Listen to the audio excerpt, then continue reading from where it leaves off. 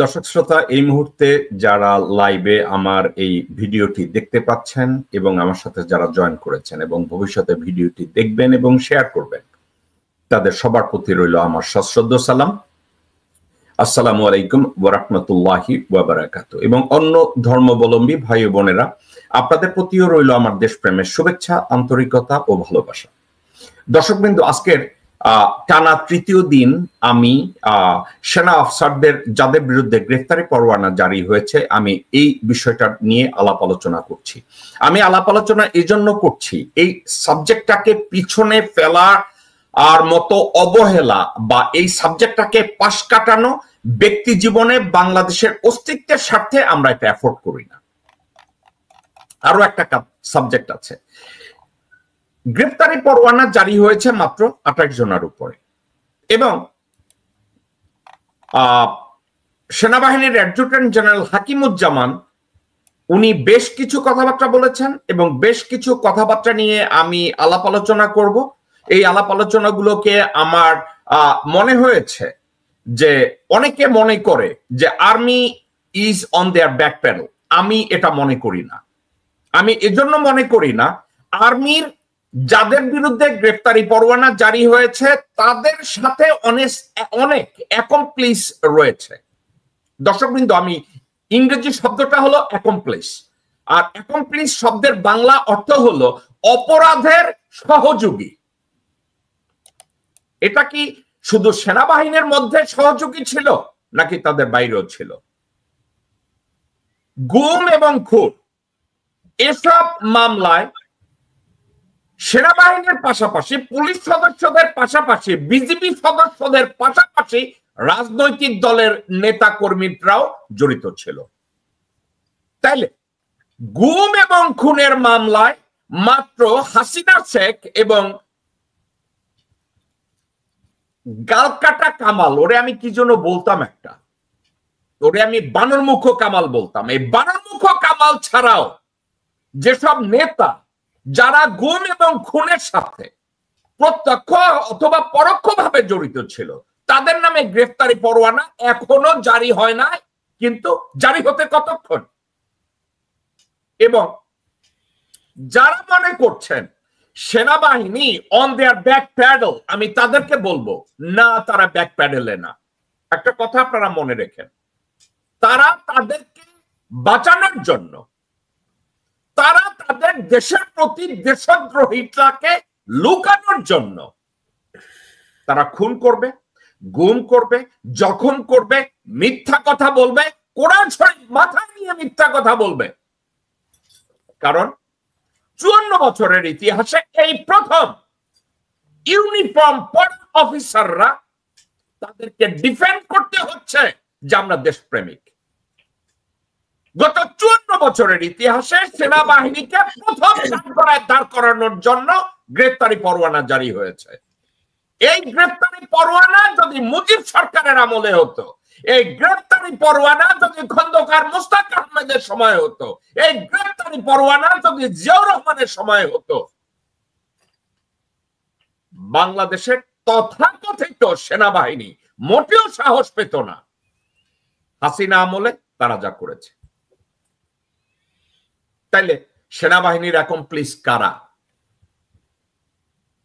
Of course Awami লীগের নেতৃবৃন্দ, of course বিএনপির মোস্ট সিনিয়র কিছু নেতৃবৃন্দ। আজকের আমি এই বিষয়টার দিকে আলোকপাত এজন্য করব, এই বিষয়টাকে পিছনে ফেলা যাবে না।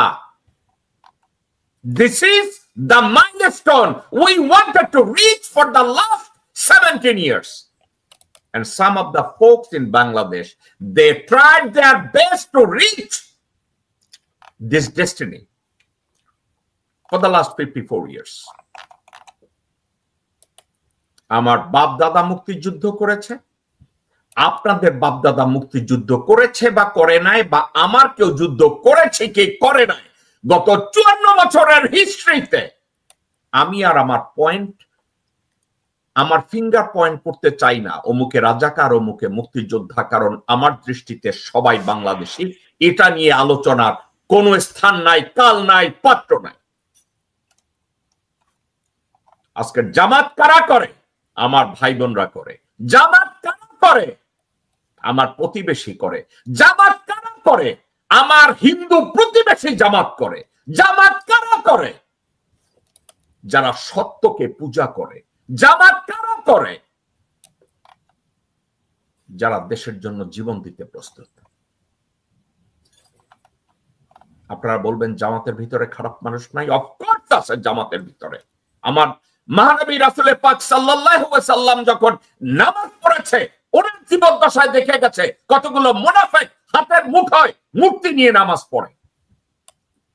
আমাকে অনেকে বলেছে যে ভাই, জামাতের ইসলাম আর সত্যিকারের ইসলাম এক না। আমি তাদেরকে জিজ্ঞাসা করলাম গতকালকে, জামাতের জন্য কি আলাদা কোরআন শরীফ আছে? বলছে নাই। জামাতের জন্য কি আলাদা ফরজ নামাজ আছে? বলছে নাই। জামাতের জন্য কি আলাদা কালিমা তাইয়্যিব, কালিমা শাহাদাত, কালিমা তাওহীদ, কালিমা তামজিদ আছে নাকি? বলছে নাই। আমি বললাম তাইলে আমার সামনে জামাতের ইসলাম নিয়ে, খেলাফত আন্দোলনের ইসলাম নিয়ে, হেফাজত ইসলামের ইসলাম নিয়ে কোনো কথা আমার সামনে বলবেন না। আমার দৃষ্টিতে আমার রাসূলের শেখানো কালেমা লা ইলাহা ইল্লাল্লাহু মুহাম্মাদুর রাসূলুল্লাহ যারা পড়ে এবং বিশ্বাস করে, তারা আমার ভাই। এবং এটা যারা পড়েও না, হিন্দু প্রতিবেশী, খ্রিস্টান প্রতিবেশী, বুদ্ধিস্ট প্রতিবেশী, যারা বাংলাদেশের অস্তিত্বে বিশ্বাস করে, সার্বভৌমত্বের জন্য জীবন দিতে তৈরি, তারা আমার ভালো প্রতিবেশী, তারা আমার আত্মীয়। তাদেরকে পাশে নিয়ে যদি দরকার হয় আমি আটলান্টিক পাড়ি দেব। বিষয়গুলো নিয়ে আমি আজকের কথা বলতে চাচ্ছি। শুধু 28 জনের উপরে গ্রেফতারি পরোয়ানা জারি হয়েছে। It's tips of an iceberg. বিশাল এক বরফের এক খণ্ড বরফের উপরে, বিশাল এক বরফ খণ্ডের উপরে মাথায় শুধু একটা টিপসের উপরে টোক্কা দেয়া হয়েছে, যেখানে মাত্র 28 জনের নাম এসেছে। এই 28 জনের সাথে জড়িত শত শত দুর্নীতিগ্রস্ত দেশদ্রোহী কুত্তার বাচ্চারা গত 54 বছরে আমার দেশটাকে খোকলা করে খেয়েছে। এদের বিরুদ্ধেও আমাদের সবাইকে দাঁড়িয়ে বলতে হবে, আন্তর্জাতিক অপরাধ ট্রাইব্যুনাল যেন তাদের বিরুদ্ধেও অনতিবিলম্বে গ্রেফতারি পরোয়ানা জারি করে তদন্তটাকে কমপ্লিট করে। কারণ এরা আমাদের জাতীয় জীবনের ক্যান্সার। এটা নিয়ে আলোচনা করার জন্য আমি আজকের আমার সাথে যোগ দিতে বলেছি বিখ্যাত চিকিৎসক, বাংলাভাষী বিখ্যাত একজন চিকিৎসক, উনি আমেরিকা আছে বহুদিন, ডক্টর মুজিবুর রহমান মজুমদার। আমি ইনভাইট করেছি ডক্টর খন্দকার মাসুদ রহমান। আমি ইনভাইট করেছি উই আর দ্য পিপলের ডিরেক্টর অব অপারেশন নিরুনীরা, এবং আর এক আপুকে আমি ইনভাইট করেছিলাম বাংলাদেশ থেকে, তার নামটা আমি বললাম না, কিন্তু আমার হেডলাইন দেখে আমার মনে হয় উনি ভয়ে লুকিয়ে গেছেন। আমি অবাক হব না, তার নামটা আমি বললাম না, কারণ এর মধ্যে যদি আপুটা ঢুকে যায় আমি অত্যন্ত খুশি হব। আসুন আমরা সময় নষ্ট না করে আলোচনাটা শুরু করি। স্বাগত জানাচ্ছি শ্রদ্ধেয় বড় ভাই ডক্টর মুজিবুর রহমান মজুমদার। আপনাকে আজকের রোববার দিনের এই শোতে দেখে আমি অত্যন্ত ভালো ফিল করছি এবং আপনার সাথে আলোচনা করব। আমি অত্যন্ত অত্যন্ত ইমোশনাল এবং আমি জানি আপনার কাছ থেকে মূল্যবান কিছু বক্তব্য শুনবো। আসসালামু আলাইকুম। আসসালামু আলাইকুম, ধন্যবাদ আমাকে আজকে এই অনুষ্ঠানে আহ্বান করার জন্য। আমার অভিনন্দন, সালাম, শুভেচ্ছা আমার সহ পার্টিসিপেন্ট নীরা নিরু এবং আপনার যারা দর্শক আছেন, এখন যারা দেখছেন, আগামীতে যারা দেখবেন, তাদের সবাইকে আমার সালাম, শুভেচ্ছা এবং অভিনন্দন। নিরুনীরা, আপনার ব্যস্ততম সময়ের মধ্যেও আপনি আমাদের অনুষ্ঠানে যোগ দিয়েছেন, আপনাকে স্বাগত জানাচ্ছি। আসসালামু আলাইকুম। ওয়ালাইকুম আসসালাম। আসসালামু আলাইকুম। Thank you. Doctor Mujibur Rahman Majumdar, আপনাকে দিয়ে আমি একটু আলোচনা শুরু করতে চাই। আলোচনাটা হচ্ছে, আপনি গতকালকেরও অনেক ব্যস্ততার মধ্যেও কিছুটা সময় দিয়েছিলেন, আপনি বিষয়টা জানেন। এখন আইসিটি, ইন্টারন্যাশনাল অপরাধ ট্রাইব্যুনালে একটা নিয়ম করেছে, যে নিয়মটা হলো আগে কারো বিরুদ্ধে অ্যারেস্ট ওয়ারেন্ট ইস্যুর আগে তাদের ইনভেস্টিগেশন শেষ করতে হবে, এবং যে মুহূর্তে তাদেরকে ইনডাইক্ট করবে, অ্যারেস্ট ওয়ারেন্ট ইস্যু করবে, ওই মুহূর্তে তাদের আর কোনো চাকরি থাকবে না। সেটা সেনা অফিসার হোক, পুলিশ অফিসার হোক, র্যাব হোক, রাজনৈতিক নেতা, যে যেখানে আছে তাদের চাকরি আর থাকবে না, তাদেরকে কাস্টডিতে নেবে। এখন আইসিটির নতুন আইন অনুযায়ী তারা ইনভেস্টিগেশন অলরেডি কমপ্লিট করেছে। এই ইনভেস্টিগেশনের মধ্যে তারা এই সিদ্ধান্তে উপনীত হয়েছে, তারা যাদের বিরুদ্ধে অ্যারেস্ট ওয়ারেন্ট ইস্যু করেছে এদের জন্য গিলটি ভার্ডিক্ট পাওয়া অলমোস্ট স্ল্যাম ডান। তারা 95% শিওর তারা অপরাধী বলে চিহ্নিত ইতিমধ্যে হয়েছে। এখন গতকালকের অ্যাডজুটেন্ট জেনারেল তার প্রেস কনফারেন্সে ঘেউ ঘেউ করে বলেছে তাদেরকে আর্মি হেফাজতে নেওয়া হয়েছে, তারা আর্মি কাস্টডিতে আছে, 16 জনের মধ্যে 15 জন সারেন্ডার করেছে, কিন্তু এখন পর্যন্ত তাদেরকে পুলিশে হস্তান্তর করা হয় নাই। আপনার অভিজ্ঞতার আলোকে আপনি কিভাবে দেখেন, তাদেরকে কি অনতি বিলম্বে হস্তান্তর পুলিশের কাছে করা হবে, নাকি ওয়াকার গংরা এটা নিয়ে একটা ষড়যন্ত্র কন্টিনিউ করবে? ডক্টর মুজিব মজুমদার। ধন্যবাদ আপনার এই প্রশ্নের জন্য। ডক্টর মাসুদ আমার অত্যন্ত স্নেহ ছোট ভাই, সে জয়েন করেছে, সালাম, শুভেচ্ছা, অভিনন্দন। ব্যস্ততার মধ্যে সে আসছে। আমার প্রথমত আমি আজকে আবারও আমি এই অন্তর্বর্তী সরকার ইউনূস সাহেবকে ধন্যবাদ জানাই। উনি একটা বলিষ্ঠ পদক্ষেপ নিয়েছে, একটা সাহসী বা আপনি বলতে পারেন দুঃসাহসী পদক্ষেপ নিয়েছে, যেটা অত্যন্ত জরুরি ছিল আমাদের দেশের জন্য। সাথে সাথে যারা প্রসিকিউটর আছেন, বিশেষ করে তাজিদ ইসলাম সাহেব এবং ওনার সাথে যারা আছেন, যারা আজকে এই জায়গাটাতে নিয়ে এসেছেন আমাদেরকে, এটা বেসিক্যালি প্রথম জিনিসটা আমাকে বুঝতে হবে যে দেশ জাতি দেখছে এবং এই সরকার দেখছে যে কেউই আইনের ঊর্ধ্বে নয়। সে কি উর্দি পড়া নয়, এটা বিবেচ্য বিষয় নয় কোর্টের কাছে, আইসিটির কাছে এটা বিবেচ্য বিষয় নয় যে সে কে। সুতরাং এটা আমি অত্যন্ত মনে করি একটা বাংলাদেশ ইতিহাসে একটা বিশেষ মাইল ফলক, এটা একটা এক্সাম্পল, এবং এই এক্সাম্পলটা আগামী দিনে আসবে। এই আজকে যে জিনিসটা হচ্ছে এটা যদি এস্টাবলিশ হয়, ইনশাল্লাহ এটা হবে, আগামীতে কোনোদিনই কোনো উর্দি পড়ার লোক হোক আর নন উর্দি পড়ার লোক হোক, কেউই দেশে এই ধরনের জুলুম করা থেকে বিরত থাকবে, এবং সে যেই অর্ডার দেখ না কেন এই জিনিসটা একটা এক্সাম্পল হয়ে যাবে। আমি মনে করি যে এটা just tip of the iceberg, এখন মাত্র এটা জিনিসের শুরু হলো, এটার নিচে আরো অনেক কিছু আসবে। আজকে যে 15 জন আর্মি অফিসার সারেন্ডার করেছে তারাই অনেক কিছু তাদের নিজেকে বাঁচাবার জন্য হলেও তারা অনেক কিছু বলবে, অনেক কিছু নিয়ে আসবে, এবং আস্তে আস্তে এই জিনিসটা ওই মৌচাকের মতো বড় হতে থাকবে, আরো বিস্তার লাভ করবে, এবং এটা লাভ করতে হবে। কারণ যেহেতু আমরা বিশ্বাস করি কেউই নেয় মানে বিচারের ঊর্ধ্বে নয়, সুতরাং এরাতে 15 জন তো আর করে নাই, 15 জনের সাথে আরো হয়তো 1500 লোক এটাতে ইনভলভ ছিল, এবং প্রত্যেকেরই বিচার হতে হবে। এখন আসেন কথায়, যেটা আপনি আমাকে কোশ্চেন করেছেন, আইনত হলো যখন আপনি অ্যারেস্ট করবেন এটা পুলিশ হাতে হস্তান্তর করতে হবে।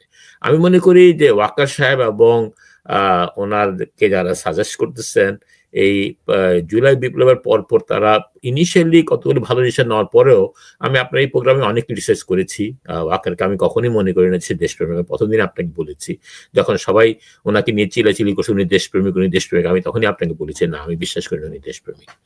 এখন এটা আস্তে আস্তে প্রমাণিত হলো যে আসলে উনি দেশপ্রেমিক না, উনি হাসিনা প্রেমিক, ভারত প্রেমিক। এখন এইটাতে উনি যদি আবারও এদেরকে রক্ষা করার জন্য কনস্পিরেসি করেন বা কোনো ধরনের রং মুভ নেন, দেশ জাতি কিন্তু ওত পেতে বসে আছে। দেশ জাতি কিন্তু, এবং আর্মির ভিতরেও জুনিয়র অফিসার থেকে শুরু করে ইভেন সিনিয়র অনেক অফিসার যারা সত্যিকার অর্থে বাংলাদেশকে ভালোবাসে, সবাই তার ভারতকে ভালোবাসে না, সবাই তার হাসিনা বা আওয়ামী লীগের লোক না, যারা সত্যিকার অর্থে বাংলাদেশকে ভালোবাসে, যারা সত্যিকার 100% পেট্রিয়ট, এবং যারা জুনিয়র অফিসার এবং সৈনিক যারা আছে, যারা সত্যিকার অর্থে দেশকে ভালোবাসে এবং যারা জীবন দেওয়ার জন্য, দেশকে রক্ষা করার জন্য আর্মিতে জয়েন করেছে, আমি বিশ্বাস করি অত্যন্ত স্ট্রংলি আপনার এই জুলাই আন্দোলনের পরে, বিপ্লবের পরে নৈতিকভাবে, মোরালি এরা বাংলাদেশের সৈনিক সেনাবাহিনীর মধ্যে মেজরিটি, আমি মনে করবো মোর দেন 95% হলো প্যাট্রিয়ট, এবং তারা কোনোভাবেই এই জিনিসটাকে অ্যাকসেপ্ট করবে না। যতই ওয়াকার এবং তার গ্যাং ভারতের ইনস্ট্রাকশনে এবং হাসিনার ইনস্ট্রাকশনে যতই চেষ্টা করে এদেরকে রক্ষা করার জন্য, এটা আমি মনে করি এটা বুমেরাং হবে। উচিত ছিল ওয়াকার এবং এদেরকে বুঝা দেশের সেন্টিমেন্টটা কোথায়, এই যে স্বাধীনতা, যে দ্বিতীয় স্বাধীনতা, যে চেতনাটা কোথায়, এবং সেই জায়গাটাতে এসে এই সেনাবাহিনীকে সংস্কারের উদ্যোগ নেওয়া, এবং এই যে অন্যায়গুলো করেছে এগুলোকে যথাযথভাবে সেনাবাহিনী থেকে প্রসিকিউট করতে পারতো, এবং সেনাবাহিনী যেই অন্যায়গুলো করেছে তারা জনগণের কাছে, জাতির কাছে ক্ষমা যেতে পারতো। সেটা উনি না করে উনি করেছেন কি, যে এদেরকে পালিয়ে যাওয়ার সুযোগ করে দিচ্ছেন, এদেরকে নানাভাবে সহযোগিতা করছেন। এটা একটা উদ্যততা। আপনি কাজ করেন জনগণের, আপনাকে বেতন দিয়ে আমরা, আর আপনি কিনা আমাদের উপরেই, জনগণের উপরে চোখ রাঙাবেন, জনগণকে তোয়াক্কা করবেন না। আমি মনে করি সেই দিন চলে গেছে বাংলাদেশ থেকে। এটা এটা এটা এটা এটা কোনো রাজনৈতিক দলের কোনো সরকার না, এবং ইউনূস সাহেব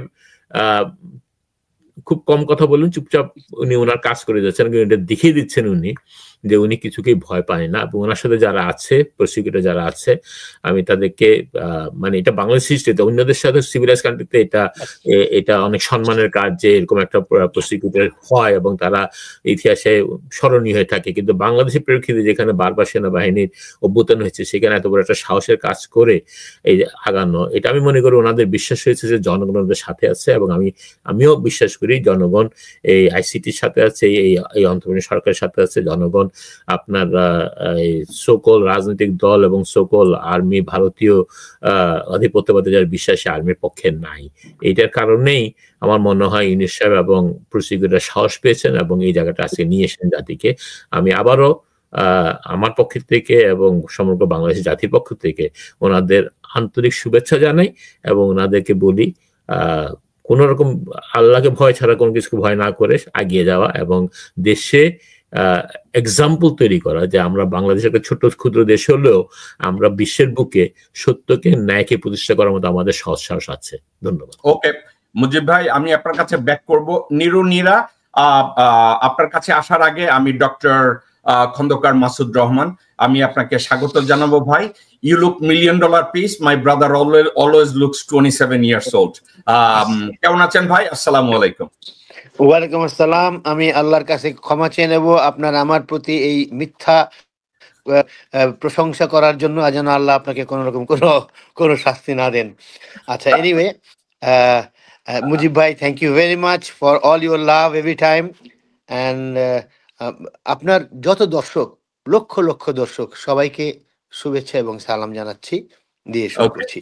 ওকে মাসুদ ভাই, আমি আপনার কাছে আসবো, কারণ আপনার কাছ থেকে আমি জিসটা আজকে চাচ্ছি, আমি আপনার কাছে আসছি। নীরা, এই আমাদের আইসিটির প্রসিকিউটর তাজুল ইসলাম সাহেবের সাথে ব্যক্তিগতভাবে আপনার সাথে পরিচয় হয়েছে, দেখা হয়েছে নিউ ইয়র্কে, মুজিব ভাইয়ের সাথেও হয়েছে, মাসুদ ভাইয়ের সাথেও হয়েছে। আচ্ছা, উনাকে সেনাপ্রধান মির্জাফর ডেকে থ্রেট করেছে যে কোনো গ্রেফতারি পরোয়ানা হবে না, তাদেরকে ওখানে হ্যান্ড ওভার করা হবে না, ওনাকে এই ক্যান্টনমেন্টে তাদেরকে রাখতে হবে, সবকিছু সো অ্যান্ড সো ফোর্থ। সবকিছু উপেক্ষা করে ডক্টর মোহাম্মদ ইউনূস এবং ডক্টর খলিল এবং তাজুল ইসলাম সাহেব এবং প্রধান বিচারপতি, তারা একত্রে কাজ করে একটা এক্সাম্পল তৈরি করলেন যে তাদের বিরুদ্ধে ফাইনালি গ্রেফতারি পরোয়ানা জারি হলো। আপনার কাছ থেকে আপনার অনুভূতি একজন জনগণ হিসাবে, একজন রাজনৈতিক কর্মী হিসাবে, আপনি কি দেখেন যে সেনাপ্রধান মির্জাফর এবং তার সাথে তল্পি বাহক 20 থেকে 25 জন বা 30 জন মেজর জেনারেল বা ব্রিগেডিয়ার জেনারেল, তারা কি এখনো ষড়যন্ত্র করবে, নাকি এসব আসামিদেরকে অনতিবিলম্বে পুলিশের কাছে হ্যান্ড ওভার করবে? আপনার কি মনে হয়? জি জাকির ভাই, থ্যাংক ইউ সো মাচ। আসলে আমি খুবই হ্যাপি, মানে গত 4-5 দিন ধরে বিষয়টা একটু বাতাস পাইতেছিলাম, তাই কি বলবো, তাই সর্বপ্রথম মানে আমার অন্তরের অন্তঃস্থল থেকে যে দোয়া, সেটা হলো আমাদের অন্তর্বর্তীকালীন সরকার এবং আমাদের প্রধান উপদেষ্টা ডক্টর মোহাম্মদ ইউনূস স্যার এবং আমাদের চিফ প্রসিকিউটর তাজুল ইসলাম সাহেবের প্রতি। এই যে খেলাটা, এই খেলাটা আজকে নতুন কোনো খেলা না। আপনি আমাকে প্রশ্ন করেছেন আসলে তারা আমাদের প্রশাসনের হাতে দিবে কি দিবে না, কিন্তু আমার কাছে যেটা সেটা হলো না দেওয়ার সম্ভাবনাই বেশি। এরা সবাই বর্ডার ক্রস করবে কোনো না কোনো ওয়েতে। তারা তাদের ঘাঁটিতে ওই দিল্লিতে অবস্থান তারা করবে। এটা আমাদের আপনার অনুমানটা ভুল না। একজন জেনারেল কবির আহমেদ অলরেডি জেনারেল ওয়াকারের পরামর্শে এবং তার সহায়তায় অলরেডি বর্ডার ক্রস করছে। আপনার অনুমান মিথ্যা না। তাই এটা হলো যে আমাদের জনগণের চোখে এই মির্জাফর ওয়াকার ধুলা অলরেডি দিয়েছে এবং দিবে। এখন যদি এই অ্যারেস্ট ওয়ারেন্ট গুলো একের পর এক যদি দ্রুত করা যায় তাহলে একটা ভালো খেলা দেখা যাবে বাংলাদেশে। আমি আপনার সাথে খুবই ভালো উত্তর দিয়েছেন। আপনি আপনার কনক্লুশনের সাথে দেশের 90% জনগণ আপনার সাথে একমত। 626 জন অপরাধীকে ক্যান্টনমেন্টে রেখে তাদের কাউকে পুলিশের কাছে হ্যান্ড ওভার করে নাই এই হারামজাদা ওয়াকার। ওকে নীরা, আমি আপনার কাছে ব্যাক করছি।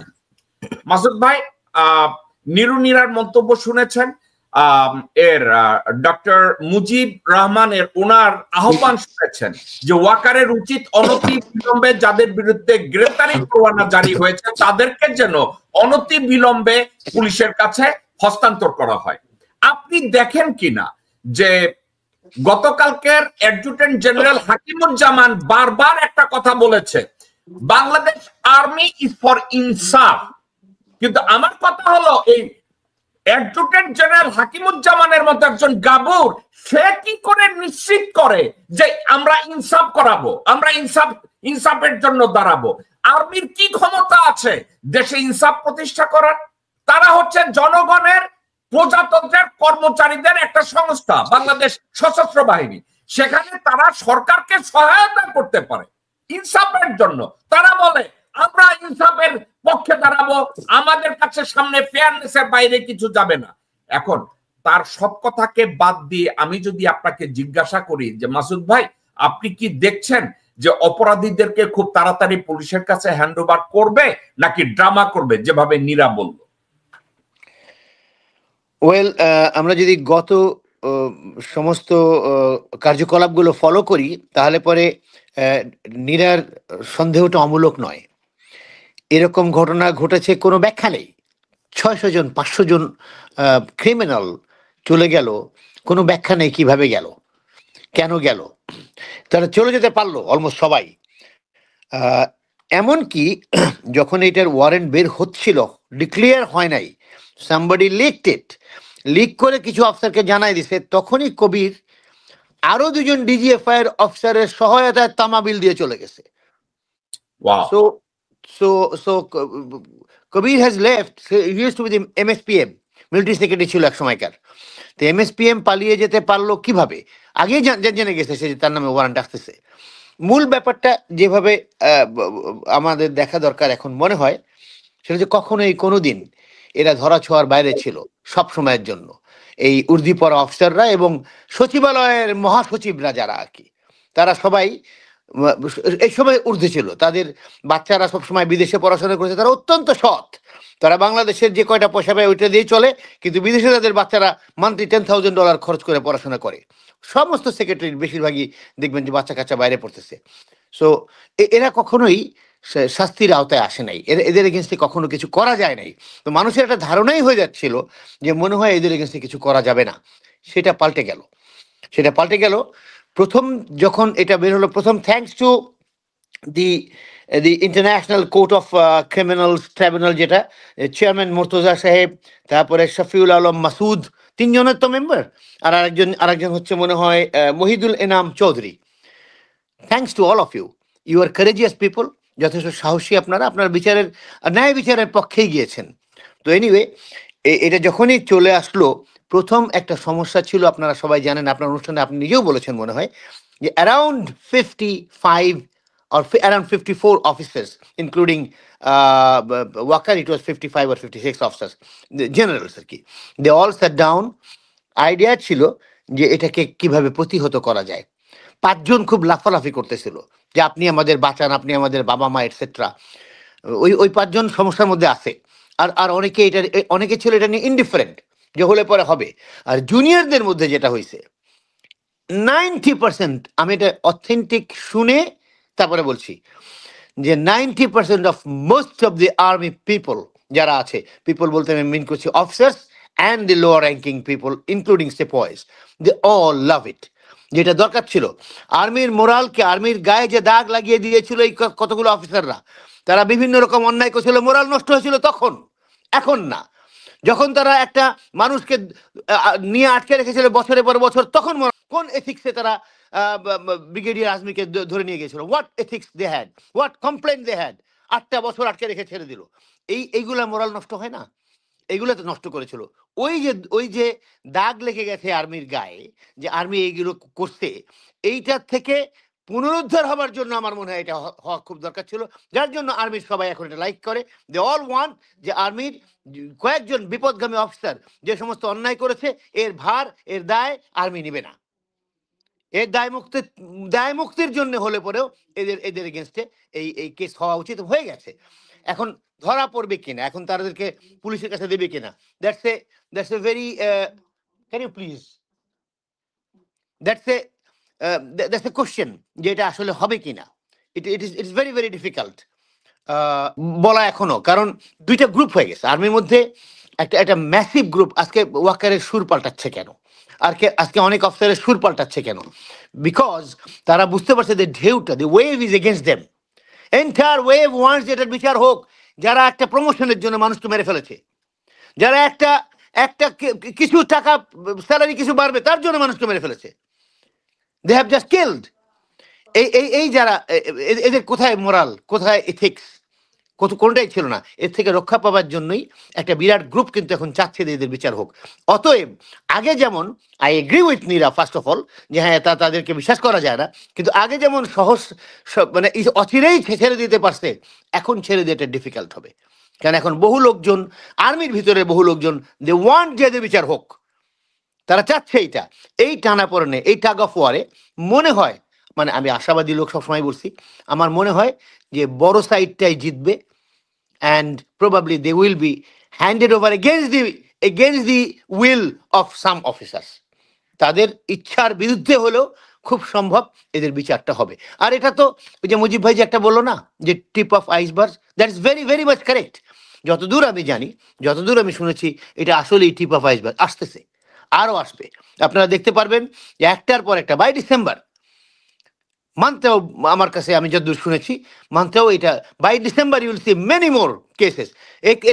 এতে জবাব দিতে হবে কার? অল দি চিফস, যারা প্রত্যক্ষ বা পরোক্ষভাবে এটার জন্য দায় দায়িত্ব নিতে হবে। চিফ কিছু করে নাই হয়তো, but he knew it, why did he not stop it?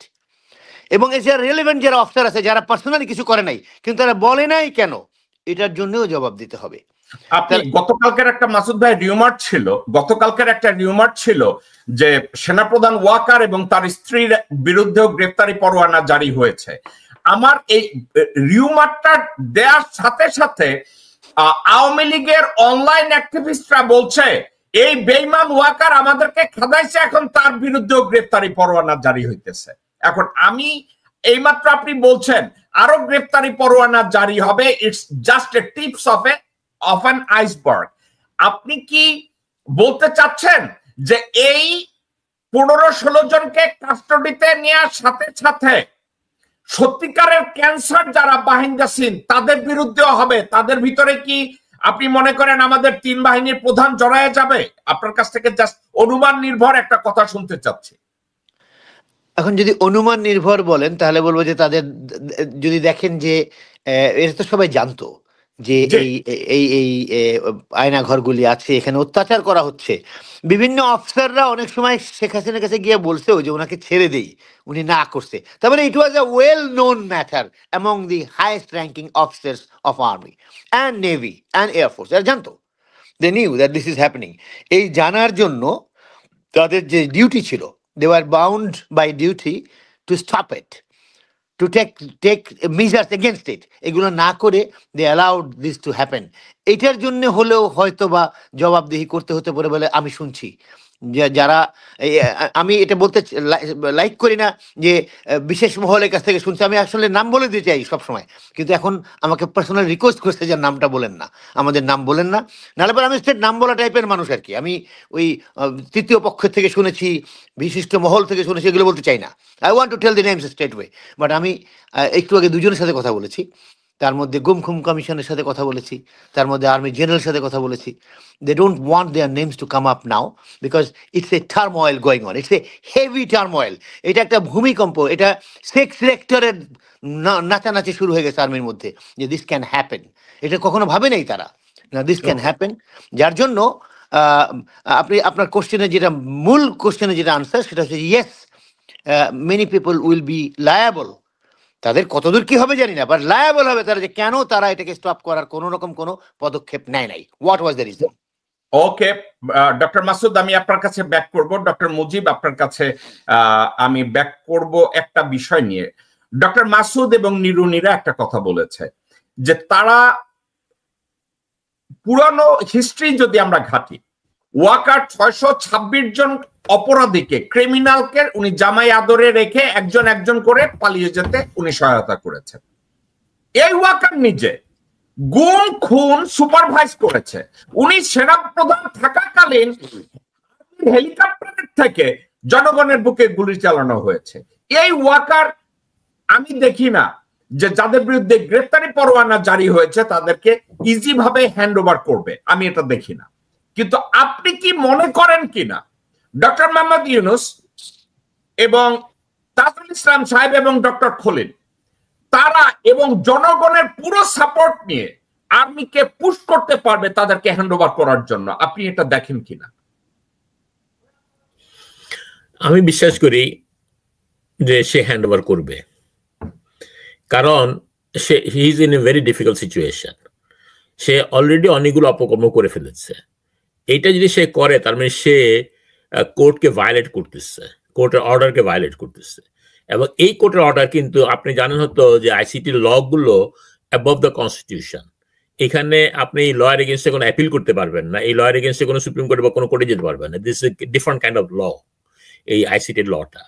তো এইটাকে যদি আপনি ভায়োলেট করেন, ওর যত অপকর্ম আছে তার চেয়ে বড় একটা অপকর্ম সে নিজে তৈরি করে ফেলবে আইসিটির কাছে, যে হি ভায়োলেটেড দিস ল, যেটা কনস্টিটিউশনের ইয়ে করে আপনি সুপ্রিম কোর্টে যে কিছু করতে পারবেন না। সো সে যদি বুদ্ধিমান হয়, এবং আমি বিশ্বাস করি তার কিছুটা হলো বুদ্ধিমত্তা আছে, সে কারো ইন্ধনে যদি করে নিজের ঘাড়ের উপর এটা নেয়, সে সারা জীবনের জন্য জেলে পুষবে অথবা ফাঁসি হয়ে যেতে পারে।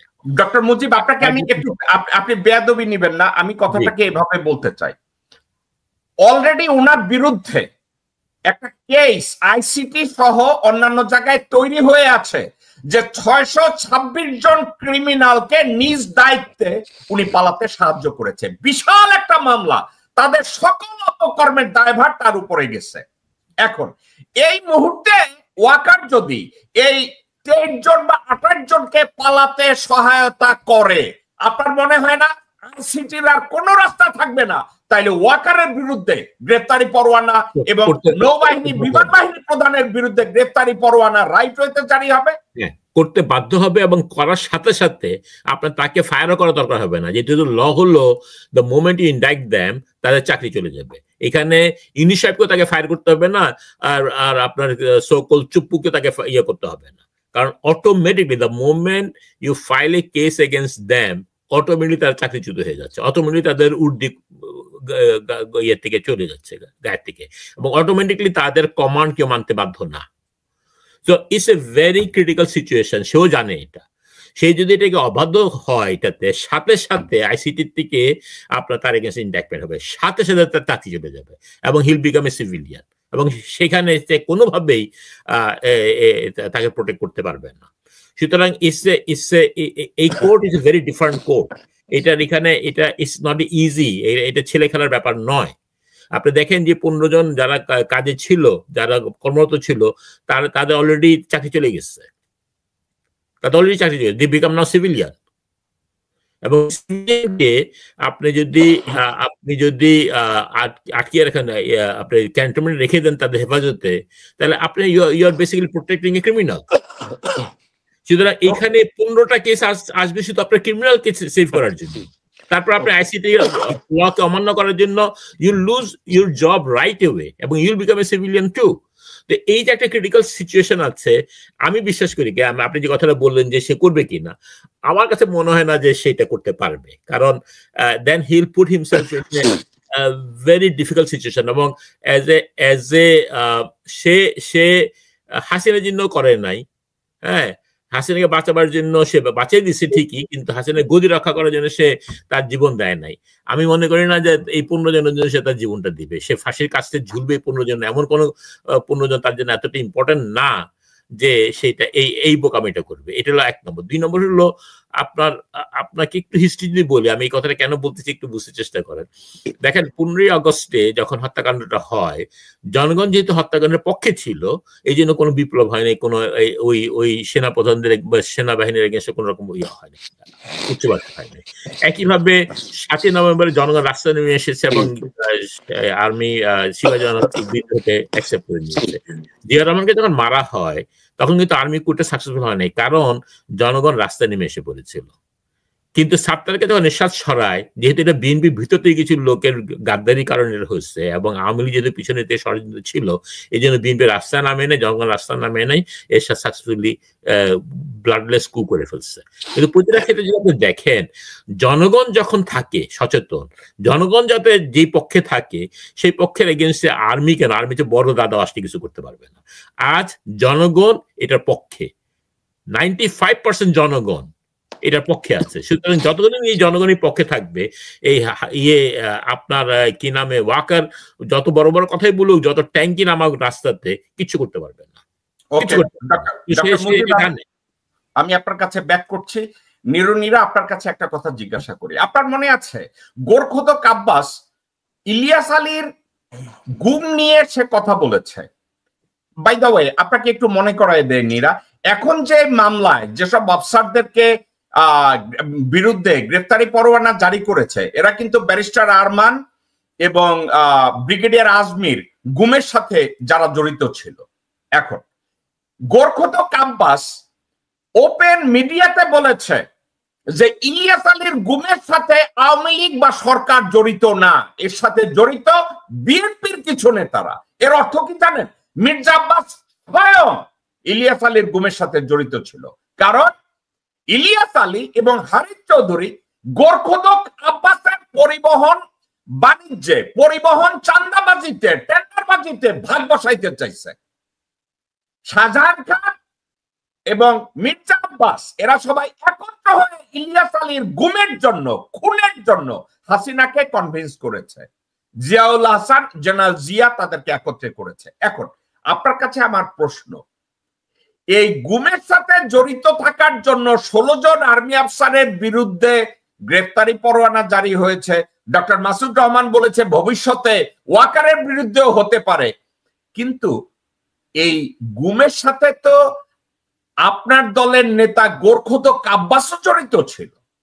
এখন আপনি কি অবাক হবেন যে এর পরে গোরখোদক আব্বাস, সালাউদ্দিন, আমির খসরু মাহমুদ এদের সবার বিরুদ্ধে যদি গ্রেফতারি পরোয়ানা জারি হয়? কারণ এরা প্রত্যেকেই হাসিনার সাথে গণভবনে গিয়ে আড্ডা মেরেছে এবং গুম খুনের পরামর্শ করেছে। আপনার কি মনে হয় নিরুনিরা? নীরা, আপনার মাইক্রোফোনটা অফ। ওকে, আমি অন করছি। ওকে, বলেন।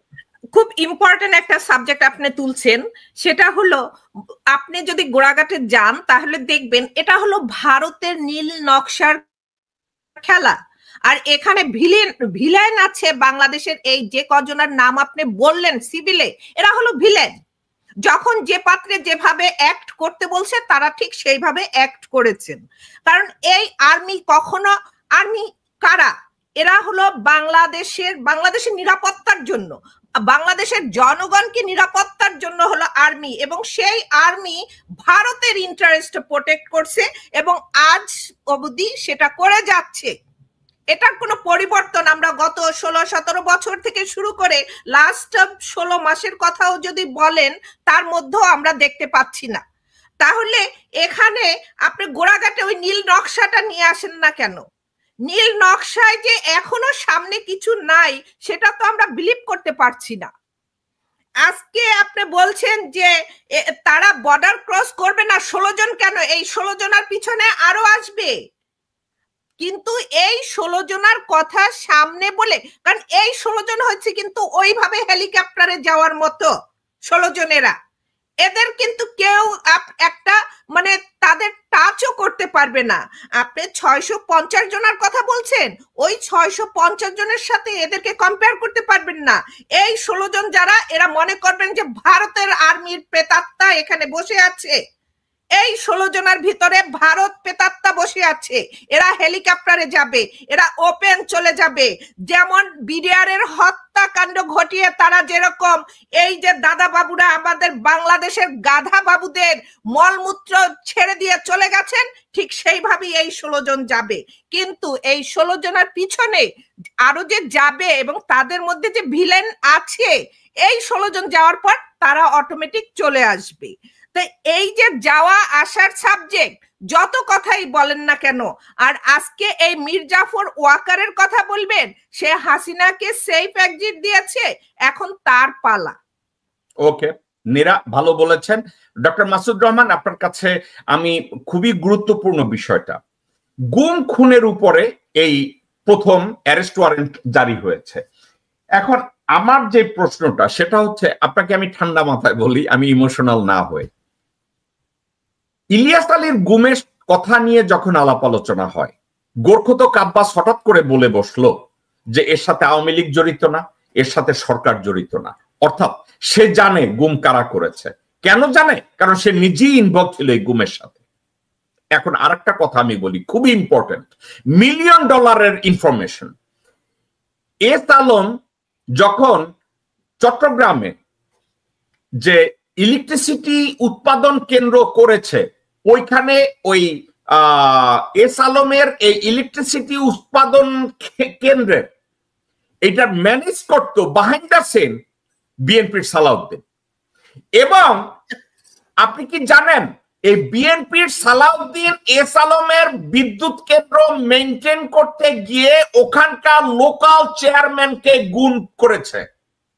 জামাতের নেতাদেরকে বিল্ডিং এর উপর থেকে ধাক্কা মাইরা লাথি মাইরা ফালায় দিয়া জীবনে মাইরা ফেলাইছে, খুন করছে।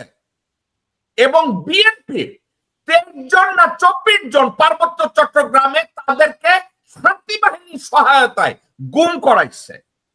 এখন যাদেরকে গ্রেফতার করাইছে মাসুদ ভাই, ইনফরমেশন তো বেরোইলে বলবে যে সালাউদ্দিন হইছে আর্মির সহযোগী ছিল ওই গুমের সাথে, গোরখতক আব্বাস গুমের সহযোগী ছিল, আমির খসরু মাহমুদ এই গুম খুনের সাথে জড়িত ছিল, আলাপ আলোচনা করেছে। তাইলে শুধু আর্মির জন্য গ্রেফতারি পরোয়ানা জারি হবে, কিন্তু বিএনপির যেসব নেতারা গণভবনে গিয়ে হাসিনার সাথে গুম খুনের ষড়যন্ত্র করেছে, আপনার কি মনে হয় না তাদের নামও চলে আসবে? এটা just matter of time. Definitely তাদের নাম আসবে, তাদের নাম আসার প্রক্রিয়াও চলছে। আসবে না তারা ডেফিনেটলি আসবে। কারণ দেখেন এখন সব দিক থেকে বেরোচ্ছে। Even captain Shahnaz has already told যে শেখ হাসিনার সঙ্গে 5 জন বিএনপির বড় বড় নেতা রেগুলার যাওয়া আসা করতো, দেখাশোনা করতো। এবং এটা বাইরের রুমে না, শেখ হাসিনার 2টা রুম ছিল, একটা বাইরে সবার সাথে কথা বলা, একটা হচ্ছে অত্যন্ত খাস কামরা। এই খাস কামরা যেত 5 জন, এই 5 জন পালাক্রমে একসাথে যেত না, এরা যেত, যে তারা they use to make different plans, তারপরে নতুন নতুন গুমটুম এগুলো হয়ে যেত আর কি। সো দিস অল পিপল বিএনপির এই যে বড় বড় নেতাদের যাদের কথা বললেন, তারা যে জড়িত ছিল, it will come out, it will be digged out. এবং তখন অলরেডি চলছে, প্রক্রিয়া চলছে, সো ফার আই নো। এবং দে উইল বি ইনভলভড। আমি আপনার যদি অনুমতি করেন, আমি মুজিব ভাইয়ের একটা কথাকে একটু এনফোর্স করি। মুজিব ভাই যেটা বলেছেন আমি এনফোর্স করি, সেটা হচ্ছে যে মুজিব ভাই যে বললেন যে যেটা অ্যারেস্ট যাদেরকে করেছে, তারা তাদেরকে দিয়ে দিবে বলে উনি বিশ্বাস করেন। আমিও বিশ্বাস করি।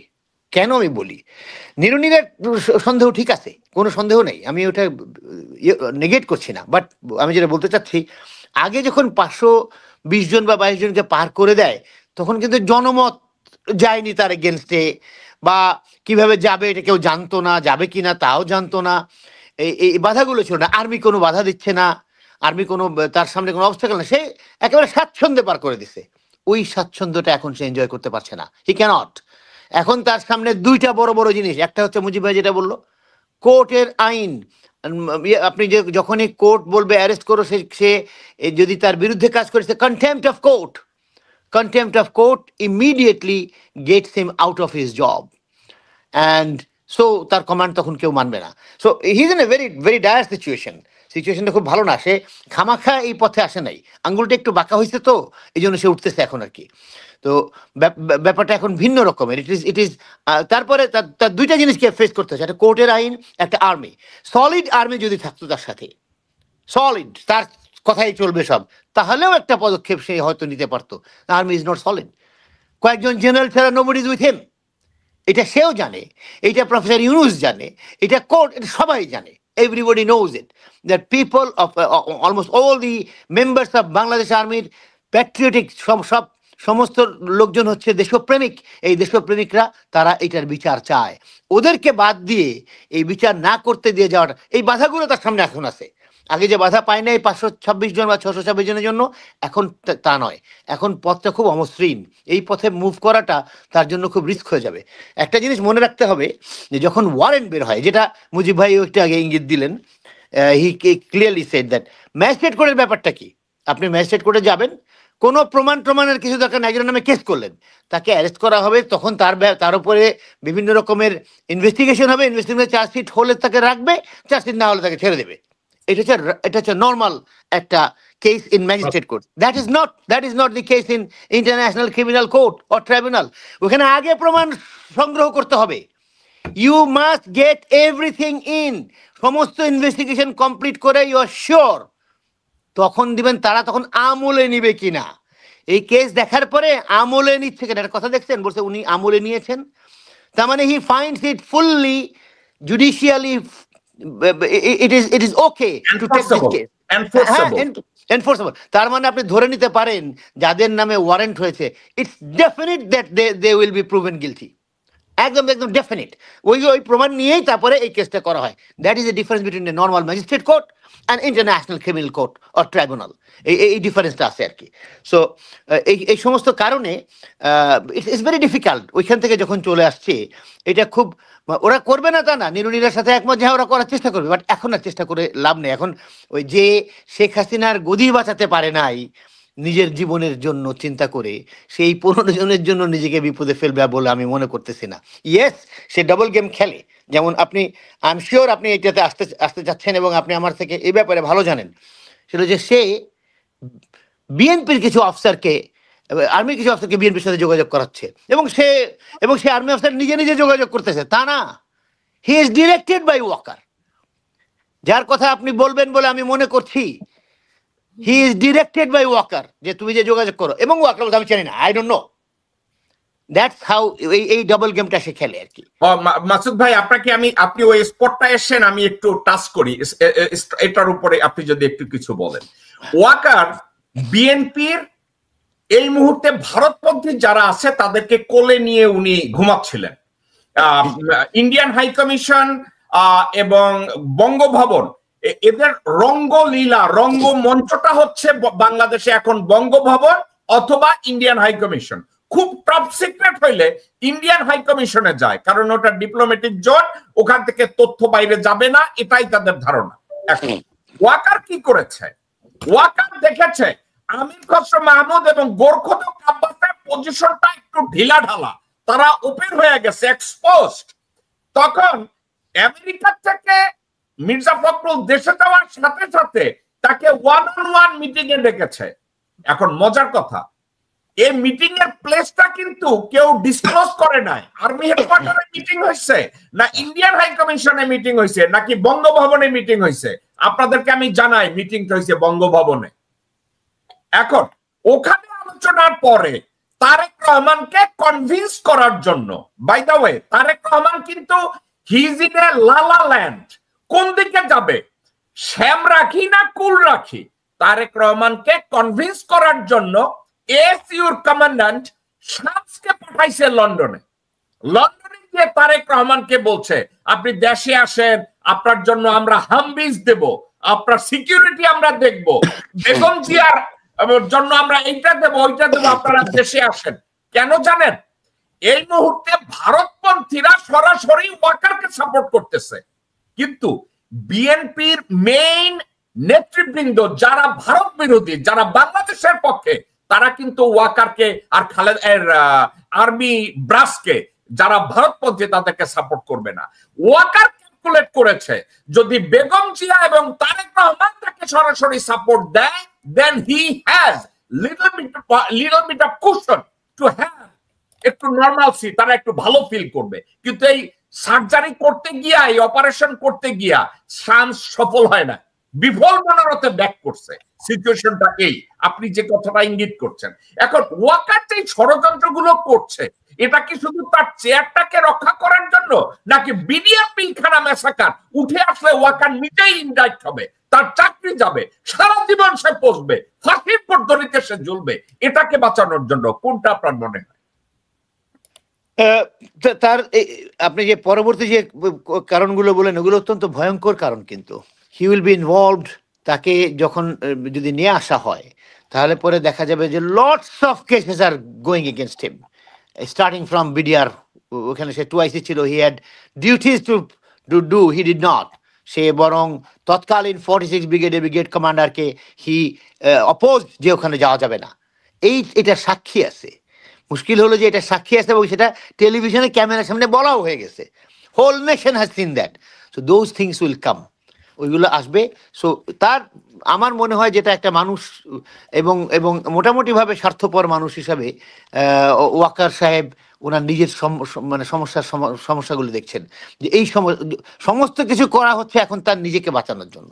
হি is trying to save himself, that I should not be involve, আমাকে যেন এর মধ্যে না ইনভলভ করতে পারে, ওই চেষ্টা করার জন্য আশপাশের ওদের প্রতি ওনার বিরাট ভালোবাসা আছে তা না, কিন্তু ওদেরকে সেভ করলে তার পর্যন্ত হুকটা আসবে না। That's what he is trying বলে, দ্যাটস হোয়াট আই আন্ডারস্ট্যান্ড, সেটাই আমি মনে করি।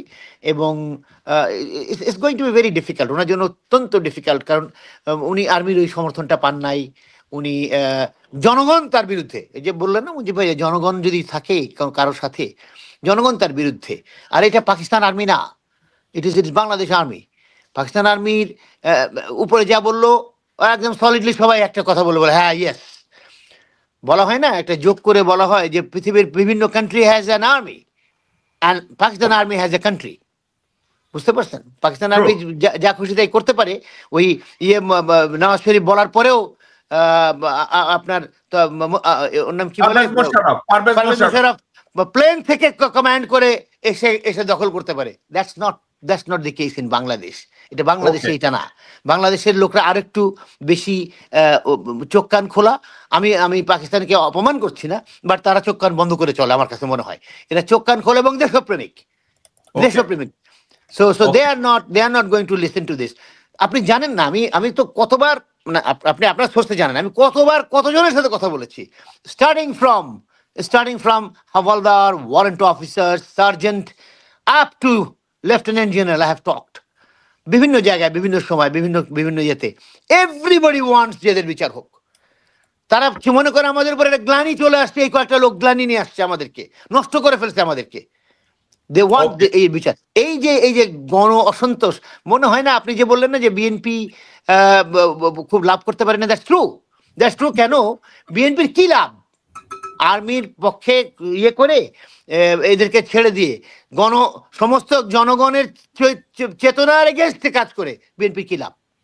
বিএনপি এইটা করতে যাবে বলে আমার মনে হয় না। আই ডোন্ট থিঙ্ক বিএনপির হাইয়েস্ট লিডারশিপ যারা, probably they are not going to accept it. I think you are assessing very correctly যে এইটা খুব সাকসেসফুল হয় নাই। It's not very successful. Okay Mujib ভাই, আমি আপনার কাছে যাব। এই সাজেশনটা করা অত্যন্ত ডিফিকাল্ট, কিন্তু তারপরে আমি করব। আমি জানি প্রশ্নটা হয়তো আপনি পছন্দ নাও করতে পারেন। এই মুহূর্তে ওয়াকার নিজের পাছা বাঁচানোর জন্য কি করতে পারে? এই মুহূর্তে ওয়াকার কি করলে আপনার মনে হয় সার্বিকভাবে সে তার মান সম্মানটা নিয়ে বাঁচা থাকতে পারবে? কি করলে আপনার মনে হয়? আমার মনে হয়, আমি কোনো তথ্য পেয়েছি বলে বলি না, বাট আমি যতটুকু সমসাময়িক ঘটনা দেখি এবং তার কার্যক্রম, বডি ল্যাঙ্গুয়েজ, তার কথাবার্তা বুঝি, সেটা হলো যে সে চেষ্টা করছে এই কারেন্ট গভর্নমেন্টের সাথে একটা নেগোসিয়েশন করে তার একটা জায়গায় পাওয়ার জন্য। এবং আমার কাছে মনে হয় হি ফেইল দ্যাট। ফেইল করার কারণেই সে যখন থেকে বোঝা শুরু করছে যে ইউনূস সরকারকে তার বাগে আনতে পারবে না, তখন থেকে বিএনপির সাথে যোগাযোগ করছে। প্রথমে ম্যাডামের কাছে গেছে, নিশ্চয় আপনার মনে আসছে। তারপরে নানাভাবে সে তারেক রহমানের কাছে যাচ্ছে এবং নানাভাবে সে বিএনপির হায়ার এশেলন যারা নেতা আছে তাদের সাথে যাচ্ছে। তার সে কিন্তু দেশের জন্য যাচ্ছে, সে নিজের জন্য যাচ্ছে। সে যেটা চেষ্টা করতেছে, আপনি যদি আরো আগে থেকে চিন্তা করেন, সে যখন রাজনৈতিক বক্তব্য দেয়, প্রথম একটা বক্তব্য দিল যে ডিসেম্বরের মধ্যে ইলেকশন করতে হবে।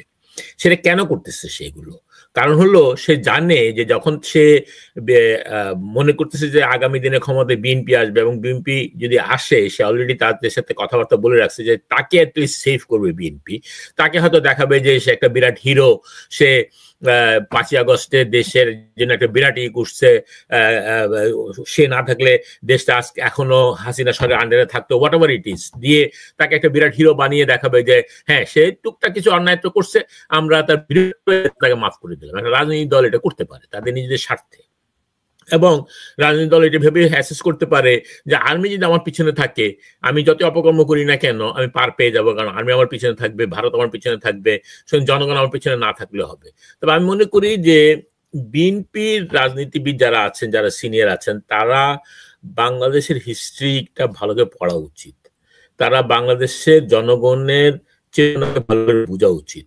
তারা আমার কাছে কেন জানি মনে হয় তারা 5ই আগস্টের পরে, যেহেতু তারা এই লিডারশিপটা নেয় নাই এই আন্দোলনের, তারা জনগণ থেকে বিচ্ছিন্ন হয়ে গেছে এবং বিচ্ছিন্ন হয়ে যাওয়ার কারণেই তারা চেষ্টা করতেছে যে ভারত অনুগত থাকা এবং আর্মিকে তাদের হাতে রেখে যদি তারা পাওয়ারে কোনোভাবে আর্মির থ্রুতে যেভাবে হোক যদি তারা পাওয়ারে আসতে পারে, তারা এটাকে দীর্ঘকালীন সময়ের জন্য শাসনভার রাখার জন্য তারা এই দুইটা পক্ষকে স্পেসিফাই করে রাখার চেষ্টা করতেছে, যাতে করে মনে করতেছে যে যেভাবে হাসিনা 15 বছর চালিয়েছে জনগণের সাপোর্ট ছাড়া, তারা হয়তো এরকম 15 বছর বা তার চেয়ে বেশি চালাতে পারবে। এটা আমার মনে হয় তাদের এই কোয়েশনটা তাদের মাথায়। কিন্তু জনগণ, বাংলাদেশের জনগণ কিন্তু খুব খুব সচেতন।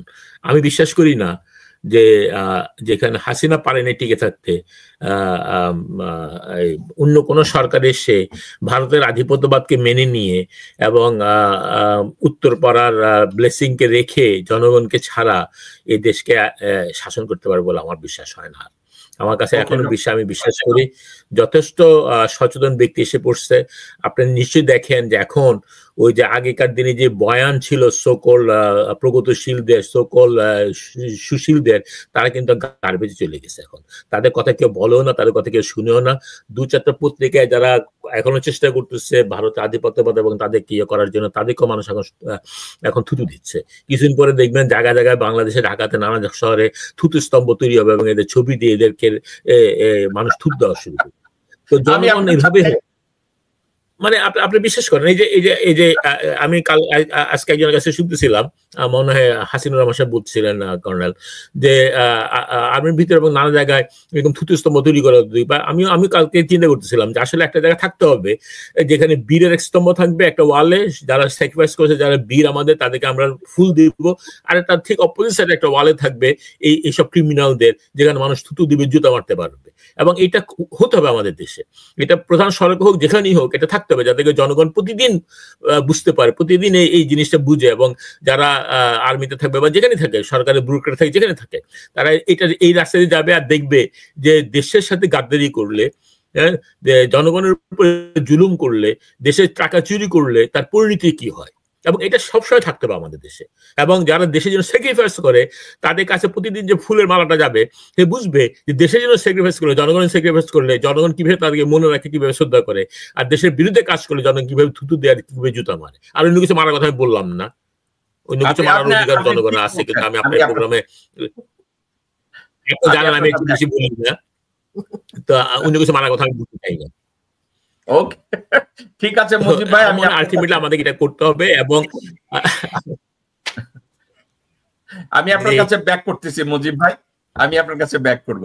নীরা, এটা খুবই ডিফিকাল্ট আপনার জন্য, মাসুদ ভাইয়ের জন্য, মুজিব ভাইয়ের জন্য, এমনকি আমার জন্য, যে ওয়াকারকে এই মুহূর্তে কোন শতোপদেশ দিলে আপনার মনে হয় ওয়াকার তার নিজের জীবন বাঁচাতে পারে, মানিজ্যত বাঁচাতে পারে, সুষ্ঠু জীবন যাপন করতে পারে, এমন কি কোনো রাস্তা আপনার জ্ঞানের পরিধিতে কি আছে? আপনি কি শেয়ার করবেন? আমি বলবো তুই মর, তুই আত্মহত্যা কর, তুই ফাঁসির কাস্টে ঝোল, তাইলে বেঁচে ওপারে চলে যা, এছাড়া আর কোনো বাংলার মাটিতে পথ নাই। আচ্ছা নীরা, তাইলে এটা তো ওয়াকার করলো, কিন্তু আপনার দলের যেসব লোকজনরা ওয়াকারকে সহায়তা করছে, 5 জন যাইয়া গণভবনে হাসিনার সাথে কথা বলছে, চুমা দিছে আর মদ খাইছে, তাদের উদ্দেশ্যে আপনি কি বলবেন? জেকব ভাই, 75 আর 2024 এরা মিলিয়ে ফেলছিল। 75 আর 2024 কিন্তু এক জিনিস না, ওইটা হিসাব করে এত লটর বটর বাংলাদেশে গেছে। আর এই ওয়াকার দেখেন বিএনপি কে ক্যারট দেখিয়েছে, ওই ক্যারটের লোভে কিন্তু আজকে যে আলোচনা সমালোচনা আপনি করতেছেন বিএনপির, ওই ক্যারটের লোভেই কিন্তু হয়েছে। তো এখন আমার যেটা কথা, যে ওই ক্যারট দেখে আমরা লাফালাফি করলে কাজ হবে না, কারণ 24-এর আন্দোলন এটা আপনি ফেলে দিতে পারবেন না। হয়তো বা সময় লাগছে বা আরো কিছু সময় লাগবে প্রকৃত মীর জাফরদেরকে বের করার জন্য। এই বাংলার মাটিতে কোনো মীর জাফরের অবস্থান থাকতে পারবে না, কারণ ভারতের নীল নকশা এটা বোঝার মতো যে মানে শিক্ষা, রাজনৈতিক শিক্ষা যেটা দরকার সেটা বাংলাদেশের এখন পর্যন্ত হয়নি। এটা হওয়ার জন্য বা এটা করার জন্য যে দূরদর্শিতা দরকার, সেরকম একজন আমাদের সামনে আসতে হবে। আজকে আমরা প্রধান উপদেষ্টার উপরে যে ভরসা করেছিলাম, আমরা হয়তোবা সময় একটু বেশি লাগছে, আমরা মন খারাপ করেছি, আমাদের ভিতরে একটা ফ্রাস্ট্রেশন চলে আসছে বা আসতেছিল, সেটা একই কারণ। কারণ এই গার্বেজ ক্লিন করতে 1 দিন 2 দিনের কথা না, 1-2 দিনে এই গার্বেজ ক্লিন করা যাবে না। এই গার্বেজ ক্লিন করতে হলে আরো সময় দরকার হবে। 16-17 বছরের যে স্বৈরাচার দেশকে মানে সেই ব্ল্যাক হোলের মধ্যে দিয়ে গেছে, সেখান থেকে উঠে আসা এই 16-17 বছর তো 1-2 স্বৈরাচার তৈরি হয়নি। আজকে সেনাবাহিনীকে ধরা হয়েছে, যে সেনাবাহিনী আমাদের দেশকে রক্ষা করবে, দেশ প্রতিরক্ষা বাহিনী সেনাবাহিনী, সেই সেনাবাহিনী যদি একটা দলকে সাপোর্ট করে যায়, সে আমার রাষ্ট্রকে সাপোর্ট করেনি, সে আমার রাষ্ট্রকে কোনো সহযোগিতা করেনি, সে একটা দলকে সহযোগিতা করেছে ভারতের ইন্টারেস্ট প্রোটেক্ট করার জন্য। এই কথা বাংলাদেশের জনগণের বুঝতে বাকি নেই। তো সেখান থেকে আমরা এখন উঠে আসার আলো আমরা দেখতে পাচ্ছি। এরকমের সেনাবাহিনী একজন কেন, 1000 জন থাকলেও আমি তার জন্য ফাঁসি চাবো। সে কাকে বা কার দ্বারা ইনফ্লুয়েন্স হয়েছে সেটা আমার দেখার বিষয় না, সে কাকে ক্যারট দেখাচ্ছে সেটা আমার দেখার বিষয় না, কেন সে দেখিয়েছে সেটা আমার বিষয়, এই জন্য আমি তার ফাঁসি চাবো। ওকে নীরা, আপনার কাছে ব্যাক করব। মাসুদ ভাই, ডক্টর মুজিব ভাইয়ের কথা আপনি শুনেছেন, নীরার কথা শুনেছেন। আমি বলবো না যে আপনি ওয়াকারকে এমন একটা সাজেশন দেন সেজন্য এখান থেকে বেরিয়ে আসে। ওয়াকারকে এমন একটা সাজেশন দেন যেখানে সে তার চেয়ার সেভ করতে পারে, মানিজ্যত নিয়ে এখান থেকে বেরিয়ে যেতে পারে। এমন কি কোনো রাস্তা আছে বলে আপনি মনে করেন? আপনার মাইক্রোফোন, মাসুদ ভাই আপনার মাইক্রোফোন প্লিজ। ওকে, করেছি। ডেফিনেটলি চেষ্টা করা যেতে পারে। সেটা হচ্ছে যে what ever he has done, উনি যাই করে থাকুন না কেন, এখন থেকে যদি ওনার নিজেকে সেফ করতে হয় এবং কোন রকম নিজেকে মান সম্মান নিয়ে ভালোভাবে যদি চলতে হয়, তাহলে পরে প্রবাবলি তার ফার্স্ট কাজ হচ্ছে জনতার পক্ষে চলে যাওয়া। জনগণ কি চাচ্ছে, what is the diagonal, what is the narrative, জনগণের ন্যারেটিভটা কি, তারা এই এগুলোর বিচার চায়। প্রথমত এই বিচারে সহায়তা করা সমস্ত ধরনের, এদেরকে হ্যান্ড ওভার করা, এবং আবার বলা ওই যে কথা বলছিল সমস্ত জনগণ খেপে গেছিল যে বিডিআর হত্যা করেছে, বিডিআর সোলজাররা, দ্যাটস ইট, ফুল স্টপ, আর কোনো কথা নেই, নো, কাম ব্যাক।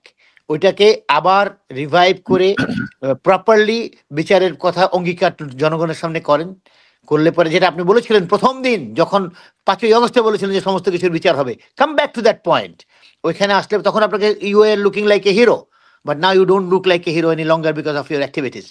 অতএব আপনি যেটা করেন সেটা আমার ইয়ে হচ্ছে যে please come back with the people, please try to understand the entire আর্মির কি চিন্তা অ্যান্ড লিড দেম প্রপারলি। যে না ঠিক আছে, যারা অন্যায় করেছে তারা নিজেরা মোরালি ব্যাংক্রাফট, আর্মি মোরালকে তারা নষ্ট করেছে, তাদেরকে আটকালে, তাদেরকে বিচার করলে আর্মির মোরাল এন্ড এথিক্স অনেক স্ট্যান্ডার্ড জায়গায় চলে যাবে। মাসুদ ভাই আপনি বেয়াদবি নিয়েন না, আপনার সাথে কথা বলাটা আমি এনজয় করব। আমার একটা ফলো আপ কোশ্চেন দিয়ে আমি আর আপনি একটু গো অ্যান্ড ফোর্থ করি, ব্যাক অ্যান্ড ফোর্থ করি।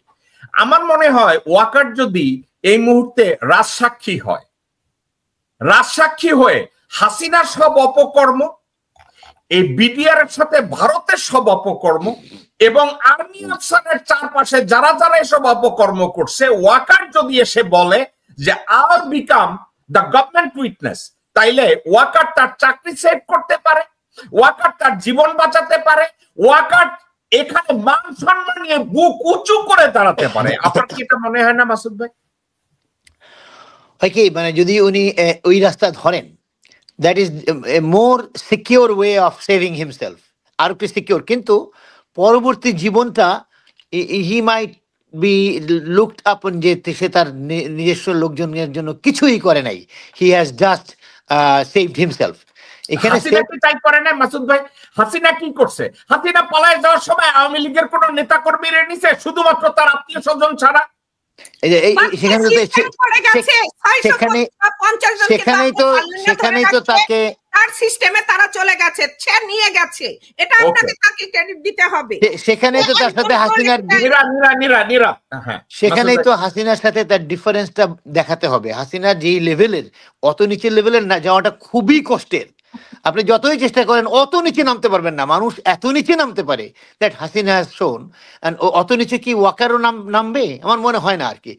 হি can help in every single case, যে ঠিক আছে আমি যেগুলো জানতাম আমি I will be coming and tell the truth. যদি আমাকে ডাকা হয় কোর্টে, এটা বলবে না যে আমি রাজসাক্ষী হব, এটা বলুক যে আমাকে যদি কখনো কোর্টে ডাকা হয় যে আমার দায়িত্ব পালনকালীন সময়ে what were my duties and did I do it properly or not, আমি এগুলো আনসার করতে রাজি আছি। I am coming to face the court, এবং আমি সম্মুখীন হব, কোনো সমস্যা নেই। এটা যদি করে, that is the probably the only way of coming out. দেখেন, মেজর অন্যায় করার পরেও আপনি যদি পক্ষে কিছু কাজ করেন, সে অন্যায়গুলোকে মাফ করে দেওয়ার বিধান ইভেন আমাদের পয়গম্বরও করে গেছেন। For example, Khalid bin Walid কখনো কোনো যুদ্ধে হারে নাই, এবং উহুদের যুদ্ধে মুসলমানরা হেরেছিল because Khalid bin Walid was leading the war from the other side. এই যুদ্ধে হারার পরেও, মানে যখন খালিদ বিন ওয়ালিদ দলে চলে আসলো, মুসলমান হয়ে গেল, তখন নবীজি তাকে একবার একটা অন্যায় করা, মানে তাদের চোখে অন্যায় করা সত্ত্বেও ছেড়ে দিয়েছিলেন। সেটা হলো যখন মক্কা ঘিরে ফেলছে তারা, মক্কা বিজয়ের সময়, তখন কিছু লোকজন মক্কার মধ্যে ঢুকে গেছিল। Khalid bin Walid was one, যিনি অত্যন্ত সাহসী ছিলেন। কিছু লোকজন নিয়ে ঢুকে গিয়ে কিছু লোককে মেরে ফেলছে। যেখানে নবী ডিক্লেয়ার করতে যাচ্ছে সবাইকে মাফ করে দিব, সেখানে he went and he already killed some people. কিছু কিছু লোককে মেরে হয় না আমাদের মুক্তিযুদ্ধে খুলনা দখল করার আগে কিছু মুক্তিযুদ্ধে আগে ঢুকে গিয়ে যার যার সামনে পাইছে গুলি করে মেরে ফেলছে কিছু লোককে। তো ওইভাবে কিছু লোককে মেরে ফেলেছিল। নবীজি ক্ষীণ ভর্ৎসনা করে ছেড়ে দিয়েছিলেন because of his contribution to ইসলাম। এই কন্ট্রিবিউশনটা না করলে পরে আপনার মাপের পথ নাই। ওশি কিল্ড আমির হামজা, নবীজির চাচা আমির হামজা আমির মুত্তালিব, তাকে যে বুকের মধ্যে মেরে কলিজা বের করে নিয়ে আসছিল হিন্দার জন্য, ইট ওয়াজ ওশি। এই ওশি মুসলমানদের জন্য বড় বড় যুদ্ধে অংশগ্রহণ করে জয়লাভ করে আসছিল। আসার পরেও নবী মৃদু ভৎসনা করা ছাড়া কিছু করেন নাই। ধর্মান্তরিত হওয়ার জন্য, তার পথে আসার জন্য ছেড়ে দিয়েছেন, বাট বলেছেন ওশিকে আমার সামনের থেকে যেতে বলো, আমি আমার মনে পড়ে যায়। তো এর চেয়ে বেশি কিছু বলেন নাই। এইরকম জায়গায় যদি ওয়াকার যেতে চায়, এইগুলো যে আমাকে কিঞ্চিত ভর্ৎসনা করে ছেড়ে দেওয়া হবে, তাহলে পরে তাকে জনগণের সাথে আসতে হবে। He has to contribute. এই বড় যে কেস, এই যে বিডিআর হত্যা, এই যে শাপলা চত্বরের হত্যা, এই যে জনগণের হত্যা, এই যে হেলিকপ্টার থেকে গুলি করে ছোট ছোট বাচ্চাকে মেরে ফেলা, এই যে হাজার হাজার মানুষকে পঙ্গু করে ফেলা এবং অন্ধ করে ফেলা, এদের পক্ষে দাঁড়ান, এদের পক্ষে দাঁড়িয়ে এদের বিচারগুলোকে ঠিক মতন করতে দেন এবং দেখান যে আপনি আপনার পদে থেকে এদের বিচারে সব রকম সহায়তা করছেন। সেক্ষেত্রে জনগণ আপনার দু একটা যে অন্যান্য যে মেজর ভুলগুলো করেছেন, অন্যায়গুলো করেছেন, মাফ করলেও করে দিতে পারে। যেমন পিপল মাইট ফরগেট ইট, যেটা নবীজি দেখিয়ে গিয়েছেন যে কিছু কিছু জিনিস উনি মাফ করে দিয়েছেন, ওনার আপন চাচাকে মারার পরেও মাফ করে দিয়েছেন, বিকজ সে লোকটা কন্ট্রিবিউট করে নিজের পক্ষে চলে এসছে এবং তাদের পক্ষে আসলে শুধু না, কন্ট্রিবিউট করেছে, যুদ্ধ করেছে, জেহাদ করেছে, নবীজির জন্য জীবন দেওয়ার জন্য রেডি হয়ে গেছে। আপনি ওইটা দেখান। ওয়াকার সাহেবকে বলবো যে ওইটা দেখান। আমার read between my lips, read my lips আর রিড বিটুইন দ্য লাইনস, লাইনের ভিতরে গুলো পড়েন। What you have to do you will understand. দিয়ে আপনার পথ আছে, এখনো পথ আপনাকে আমার মাসুদ ভাই আপনার অডিওটা ভেঙে যাচ্ছে, মাসুদ ভাই আপনার অডিওটা ভেঙে যাচ্ছে, মাসুদ ভাই আপনার অডিওটা ভেঙে যাচ্ছে। নিরুনিরা আমি আপনার কাছে যাব, আপনি কিছু একটা বলতে চাচ্ছেন মাসুদ ভাই? হ্যাঁ, আপনার অডিওটা ভেঙে গেছিল। আমি ওইটা শেষ করি। সেটা হচ্ছে যে ওনাকে এখন আমার আমার আমার একজন ভাতৃসুলভ বা একই দেশের মানুষ হিসাবে, একজন সিটিজেন হিসাবে, দেশপ্রেমিক হিসাবে আমার যেই প্রপোজালটা থাকবে, বা যাতে করে উনি ওনার মান ইজ্জতে থাকতে পারেন, সেটা হচ্ছে যে উনি এই সমস্ত বিচারগুলাকে let him help. He should come back and he should show যে ওনার অ্যাক্টিভ পার্টিসিপেশন এগুলো সব ঠিক মতন এগিয়ে যাচ্ছে। শুধুমাত্র তাজুল ইসলাম একা না, উনিও আছেন, এইগুলো দেখাতে হবে ওনাকে। উনি আর্মির যাদেরকে he should arrest, ওই যে আপনার আয়না ঘর ভেঙে দেওয়াটা, এগুলো বন্ধ করতে হবে। He has to stop all these things. He has to keep it clear. নিজেকে ক্লিন করতে হবে, পরিষ্কার করতে হবে। পরিষ্কার করার পরে তারপরেও যে আবর্জনাগুলো তার গায়ে থাকবে, লেগে থাকবে, সেগুলোকে হয়তো তার এই ভালো কাজ। মাসুদ ভাই আপনার মাইক্রোফোনটা একটু যদি ঠিক করেন। নিরুনিরা আমি আপনার কাছে, আপনি কিছু একটা বলতে চাচ্ছিলেন মাসুদ ভাই যখন কথা বলছিলেন, যে আপনি বলছিলেন যে হাসিনা নেতা হিসাবে মাসুদ ভাই বলেন প্লিজ। আমি যেটা বলতে চাচ্ছিলাম যে হাসিনা কাউকে নিয়ে যায় নাই, বা সেটা না যে হাসিনা পালিয়ে গেছে। এই 650 জনকে কে নিয়ে গেছে? এটা হাসিনার মানে পরামর্শে এরা গেছে। তা না হলে দেখেন ওয়াকার কেন এখন পর্যন্ত এই হাসিনার গান গেয়ে যাবে? আর যে বলেন যে সে ফেরেশতা হয়ে যাবে, কি করে ফেরেশতা হয়ে যাবে? সে তো এখানে আসলে রক্তমাখা হাত নিয়ে, বিচারের তো নাম্বার 1 আসামি সে, তো সে কি করে বিচারকে হেল্প করবে? সে কি করেই করবে? কারণ বেলা শেষে সে যখন বেডে যায়, বালিশের উপর যখন সে মাথাটা দেয়, তখন তো সে হলো নাম্বার 1 আসামি। ফাঁসির কাস্টে তাকে প্রথম ঝুলতে হবে। সে যদি এইটা দেখাইতে পারে তাহলে বলবো যে সে দেশ প্রেমিক, আদারওয়াইজ সে হলো একটা দল প্রেমিক, এবং সে দল প্রেমিক হয়ে সে ভারতের ইন্টারেস্টে প্রোটেক্ট করেছেন। আজকে যে ভারত আমাদের ঘাড়ে চড়ে বসেছে ডিউ টু ওয়াকার। ওকে নীরা, আমি আপনার কাছে ব্যাক করব। ডক্টর মুজিব, আমি এতক্ষণ আপনি ডক্টর মাসুদ, নিরু আমরা কথা বলেছি বিভিন্ন ইস্যুতে। আমাদের সময় শেষ। আজকের আমাদের পুরো আলোচনাটাকে আপনি যদি কনক্লুড করেন doctor Mujibur Rahman Majumdar. Thank you. আজকে প্রথমে আবার বলি, আজকে মেইন আলোচনা যেটা আপনি মেইন ইয়েতে আনছেন যে ওয়াকারের রোল কি হবে, আমি মাসুদের সাথে 100% এগ্রি করি। সে তাকে প্রমাণ করতে হবে সে দেশপ্রেমিক, তাকে প্রমাণ করতে হবে সে ন্যায়ের পক্ষে, এবং এই প্রমাণটা তার জন্য তো ইজি হবে না। তাকে সত্যিকার অর্থে নানাবিধ যেসব কাজ করছে, আপনারা বিডের গণহত্যা থেকে শুরু করে হাসিনা যত রকম অপকর্ম আছে এগুলোর ব্যাপারে তাকে সে যা জানে, তা যেটা সে চাক্ষুষ দেখেছে প্রত্যেকটা জিনিসে তাকে সে রাষ্ট্রের পক্ষ হয়ে তাকে কাজ করতে হবে, তাকে উইটনেস হতে হবে। তাহলে যদি জনগণ তাকে ক্ষমা করে, এছাড়া তার কোনো ওয়ে নাই। তবে আমি মনে করি, এটা আমার রং হতে পারে, বাট সে যেভাবে গ্রুম হচ্ছে তার ব্রেইনের ভিতরে দেশপ্রেম আছে কিনা আই ডাউট। তার মধ্যে যদিও আমি দেখেছি হাসিনা প্রেম আর ভারত প্রেম ছাড়া কোনো জায়গায় ব্রেনের কোনো অংশে তার দেশপ্রেম আছে কিনা আমি ডাউট করি। তবে এটা প্রমাণের দায়িত্ব হলো তার। সে যদি প্রমাণ করতে পারে যে সে সত্যিকার অর্থে দেশপ্রেমী, সে সত্যিকার অর্থে আর্মির ঋত গৌরব ফিরিয়ে আনতে চায়, সত্যিকার অর্থে বাংলাদেশে শাসন প্রতিষ্ঠা করতে চায়, এবং এই যে জুলুম হয়েছে, যে খুন গুম যত কিছু হয়েছে সেগুলোর ব্যাপারে সে একটা অ্যাক্টিভ পার্টিসিপেট হতে হবে, ফোর্স না। তাকে ফোর্স করে যদি করে তাহলে সে স্বার্থে তার ইচ্ছার বিরুদ্ধে। তাকে এখানে প্রোঅ্যাক্টিভলি আগে আসতে হবে, তাকে শোক করতে হবে জনগণের কাছে, সে বিশ্বাস স্থাপন করতে হবে যে সে সত্যিকার অর্থে হি মিন ইট, এবং সে ফিল করে যে এই অন্যায়গুলোর বিচার হইতে হবে, এবং সে অ্যাক্টিভলি রোল প্লে করবে। যদি সেই জায়গাটা সে না আসতে পারে, জনগণ যেভাবে বোন নীরা যেভাবে উত্তেজিত হয়ে বলছে যে তার ফাঁসি দিতে হবে, জনগণও কিন্তু ওই নীরার পক্ষেই থাকবে, যে তারাও দেখতে চায় যে ওয়াকারের ফাঁসি হচ্ছে। কিন্তু আমি মাসুদের সাথে এগ্রি করি ব্যাপারে যে তার কাছে সুবর্ণ সুযোগ আছে, এই সুযোগের তাকে সেই সদ্ব্যবহারটা তাকে করতে হবে। সে করতে না পারে, সে তার উপরে দায় দায়িত্ব আসবে।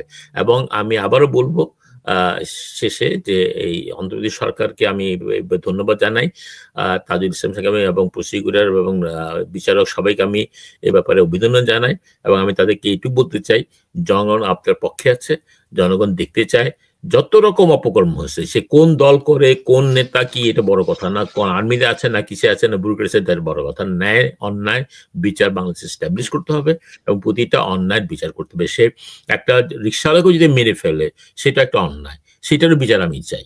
শুধু বড় লোকেরা মারলে, দেশে বড় কিছু করলে সেটা না, একটা রিক্সাওয়ালার জীবনও রাষ্ট্রীয় হিসাবে সে বাংলাদেশের নাগরিক, সে তাকে যে মারবে, যদি কেউ মেরে থাকে, আর্মির হোক পুলিশের হোক, বিচার হতে হবে, এবং সেই বিচারকে এস্টাবলিশ করার দায়িত্ব হলো রাষ্ট্রের। এই রাষ্ট্র একটা রাইট পথে এসেছে এত বছর পরে, আমি আশা করব আগিয়ে যাবে, এবং তার জন্য যতটা সময় প্রয়োজন এই সরকারের, আমাদের জনগণকে এই সরকারকে দিতে হবে। আমার কাছে ভয় হয় যে আগামী দিনে যে রাজনীতি দলই আসুক, সেটা আপনার বিএনপি আসুক বা জামাত আসুক বা অন্য কোনো আসুক, তারা কম্প্রোমাইজ হয়ে যাবে। তারা বিগত 53 বছর আমরা দেখেছি, তারা নানাভাবে বিদেশি চাপ হোক, দেশের রাজনৈতিক চাপ হোক, বা তাদের নিজের স্বার্থে তারা কম্প্রোমাইজ হয়েছে।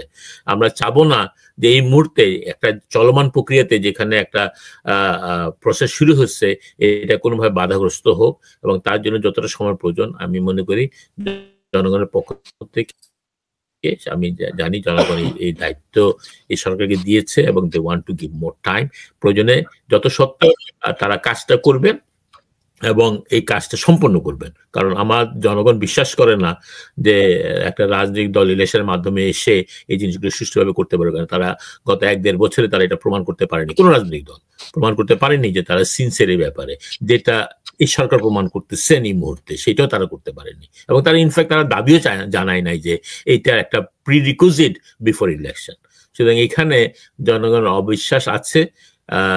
আমি মনে করি এই সরকারকে আমাদের প্রয়োজন হলে সময় দিতে হবে, এবং সেটাই আমি জনগণের কাছে আপনার এই অনুষ্ঠানের মাধ্যমে রিকোয়েস্ট করব। ধন্যবাদ। ওকে, ডক্টর মুজিবুর রহমান মজুমদার, অনেক মেহেরবানি, আপনি আজকে রোববার দিন আমাদেরকে সময় দিয়েছেন। চৌধুরী আব্দুল্লাহ আল মামুন, উনি যেভাবে রাজসাক্ষী হয়েছেন, এ ধরনের একটা এগ্রিমেন্ট জেনারেল ওয়াকার চাইলে করতে পারে কিনা তাজুল ইসলাম সাহেবের সাথে, অথবা চিফ প্রসিকিউটরের সাথে উনি এ ধরনের একটা এগ্রিমেন্ট করতে পারেন কিনা। নীরা কিন্তু খুব ভালো একটা কথা বলেছেন, যদি জেনারেল ওয়াকার রাজসাক্ষী হয়ে তার চাকরি জীবনে ভারতের ইনভলভমেন্ট কোথায় কোথায় দেখেছে, এবং দেশ বিরোধী কার্যক্রম কারা কারা ভারতের সাথে সাথ দিয়েছে, তাদের সাথে অ্যাকমপ্লিশ হয়েছে, এর সবকিছু যদি ওয়াকারুজ্জামান ডিসক্লোজ করে, দেন আমি ওয়াকারুজ্জামানকে মাফ করার পক্ষে। কারণ বাংলাদেশের 54 বছরে একমাত্র ভিলেন ভারত। এই ভারতের সহযোগী কারা, তাদেরকে চিহ্নিত যদি আমরা করতে পারি ওয়াকারের মতো একজন সাক্ষীর মাধ্যমে, তাইলে ওয়াকারের গুনাহখাতা কিছুটা মাফ হবে। কিন্তু তার চেয়ে বড় কথা, বাংলাদেশের মানুষ ভারতের জাতাকল থেকে বেরিয়ে আসা সবচেয়ে বড় টিপসটা পাবে। তো জেনারেল ওয়াকার এই মুহূর্তে আপনি কি করতে পারেন? আপনি একটা কাজ করতে পারেন। Chowdhury Abdullah Al Mamun, he is not an idiot, উনি খুব বুদ্ধিমান মানুষ। কেন বুদ্ধিমান মানুষ? উনি জানতেন যে ওনাকে দ্বারা অন্যায় কাজ করানো হয়েছে। এটা কিন্তু বিট্রে করা না, দিস ইজ নট স্নিচিং, এটা স্নিচিং না। উনি চৌধুরী আব্দুল্লাহ আল মামুন ব্যক্তি জীবনে বলেছেন উনাকে দিয়ে জোর করে অন্যায় কাজ করানো হয়েছে। ওনার চাকরির জন্য, ওনার পরিবারের স্বার্থে, ওনার জীবন বাঁচানোর স্বার্থে উনি অন্যায় কাজ করে ফেলেছেন। এখন জেনারেল ওয়াকার এসে যদি এটা চিন্তা করে, সে নামাজের অভিনয় করে, সে ইমানদারের অভিনয় করে, সে ভালো মানুষের অভিনয় করে, এই সব অভিনয় বাদ দিয়ে জেনারেল ওয়াকার যদি বলতে পারে যে ওকে, আমি আর্মিতে আমাকে এনরোল করানো হয়েছে, আমি ছাত্র হিসাবে আমি ডি মাইনাস ক্যাটাগরি অথবা সি ক্যাটাগরি, আমাকে এইভাবে ট্রেনিং করানো হয়েছে, আমি আওয়ামী লীগের এই কার্যকলাপ দেখেছি, ভারতের সাথে আমার এই কার্যকলাপ হয়েছে, ভারত এইভাবে বাংলাদেশে ইনফিলট্রেট করে, বিডিআর পিলখানা ম্যাসাকারে আমার এই ভূমিকা ছিল, ভারতের এই ভূমিকা ছিল, মঈনুদ্দিনের এই ভূমিকা ছিল, এর প্রত্যেকটা সাবজেক্ট ইন ডিটেলস উনি যদি চিফ প্রসিকিউটরের কাছে তুলে দেন, আমি ওনাকে মাফ করার পক্ষে, এবং আপনি চাইলে মাপ পেতে পারেন। কিন্তু একটা কথা আমি জানি আপনি চিন্তা করছেন, জেকব মিল্টন আমি এগুলো করলে আমাকে তো বাঁচতে দেবে না, ইন্ডিয়া আমাকে মেরে ফেলবে। আপনি ঠান্ডা মাথায় শুনে রাখেন জেনারেল ওয়াকার, আপনি যদি এই কাজটা করেন, আপনি বাংলাদেশের 20 কোটি মানুষের মন জয় করে নেবেন। এরপরে আপনি বাংলাদেশে থাকবেন না, ইউরোপে থাকবেন না, আমেরিকা থাকবেন, ডাজ ইট রিয়েলি ম্যাটার? কারণ দেশের জনগণ আপনার প্রতি কৃতজ্ঞতা দেখাবে, দেশের জনগণ আপনাকে মাফ করলে মাফ করতেও পারে, এবং আমি জানি করবে। কারণ ভারতের জাতাকল থেকে বেরিয়ে আসার গোপনীয়তা আপনি যদি জনগণকে দিয়ে দেন, ভারতের জাতাকল থেকে বাংলাদেশকে মুক্ত করার গোপনীয়তা আপনি যদি জনগণকে বলেন, এই জড়িত, এই জড়িত, এই জড়িত, শুধু সেনাবাহিনী আর বিমান বাহিনী আর নৌবাহিনী না, আপনি আওয়ামী লীগের নেতাদের নাম বলেন, আপনি বিএনপির নেতাদের নাম বলেন, জাতীয় পার্টির নেতাদের নাম বলেন, বামপন্থী নেতাদের নাম বলেন, আপনি জানেন তো, তাদের নাম বলে দেন। এছাড়া জেনারেল ওয়াকার, ডক্টর মাসুদ একটা কথা বলেছে, সেটা কি জানেন? আপনি যদি এই 16 জনের হস্তান্তর নিয়ে যদি নাটকবাজি করতে যান, এবং তাজুল সাহেব যদি রাগ করে আন্তর্জাতিক অপরাধ ট্রাইব্যুনাল যদি বলে ফর অবস্ট্রাকশন অফ জাস্টিস, এই শব্দটাকে ব্যবহার করে যদি আপনার উপরে শুধু একটা অ্যারেস্ট ওয়ারেন্ট ইস্যু করে দেয়, আপনার চাকরি বক্কাটা হয়ে যাবে, আপনার চাকরি ডান। আপনাদেরকে ঠান্ডা মাথায় একটা কথা বলি জেনারেল ওয়াকার, এটা লয়ের একটা টার্ম, লিগ্যাল ফিল্ডের একটা term, obstruction of justice. Simple, pretty simple. Tajul Islam এই অবস্ট্রাকশন অফ জাস্টিসের অজুহাত দিয়ে আপনার বিরুদ্ধে, নৌবাহিনীর প্রধানের বিরুদ্ধে, বিমান বাহিনীর প্রধানের বিরুদ্ধে, ডিজিএফআই ডিজির বিরুদ্ধে, বর্তমান ডিজির বিরুদ্ধে উনি অ্যারেস্ট ওয়ারেন্ট ইস্যু করে দিতে পারেন। আর উনি যদি এই অ্যারেস্ট ওয়ারেন্টটা দেয়, অ্যাডজুটেন্ট জেনারেল হাকিমুজ্জামান আপনার ইনসাফ আপনার পাশার মধ্যে ঢুকা যাবে,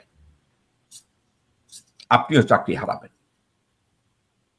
ধান্দাবাজি বাদ দেন, আর্মির ইউনিফর্ম পরে, আর্মির ইউনিফর্ম পরেছেন দেশের সার্বভৌমত্ব রক্ষার জন্য। আপনাদের প্রজাতন্ত্রের কর্মচারী, জনগণের ট্যাক্সের পয়সায় আপনি মিয়া বেতন নেন, এত বড় কথা কোথায়?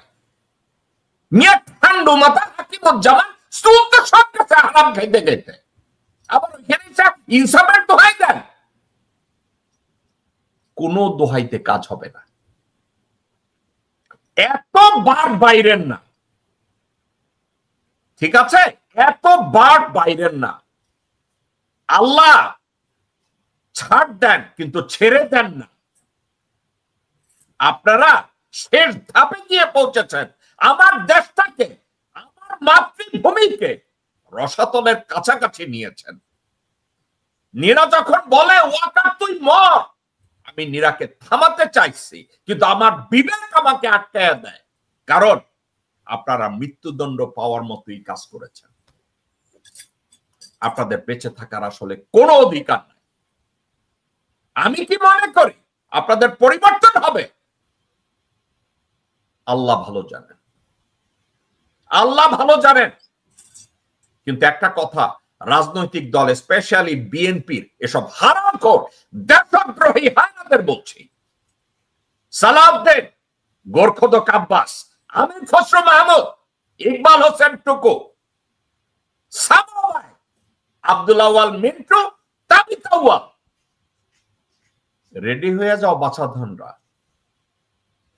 তোমাদেরকে যখন উলঙ্গ করবে, আর্মির ইউনিফর্ম তো আর থাকবে না, তোমাদের জাঙ্গা সামলানোর সুযোগ পাবা না, হারামজাদা বিশ্বাসঘাতক কুত্তার বাচ্চারা। বাংলাদেশ জিন্দাবাদ দিতে শেখ, ইনকিলাব জিন্দাবাদ দিতে শেখ। দেশের জনগণ তোদেরকে যদি আবার গ্রহণ করে। দর্শকবৃন্দ, এই ছিল আমাদের শো। ইনশাল্লাহ আগামী বুধবার দিন আপনাদের সাথে আবার দেখা হবে। কিন্তু দেশের বর্তমান যে অবস্থা, তাতে ইমার্জেন্সি যদি আমার সামনে চলে আসে এমন কিছু, আমি আপনাদের সামনে লাইভে হাজির হয়ে যাব। আমার জন্য আপনারা দোয়া করবেন, আমি আপনাদের জন্য দোয়া করি। সবাই ভালো থাকবেন, সুস্থ থাকবেন। আসসালামু আলাইকুম ওয়া রাহমাতুল্লাহি ওয়া বারাকাতুহু।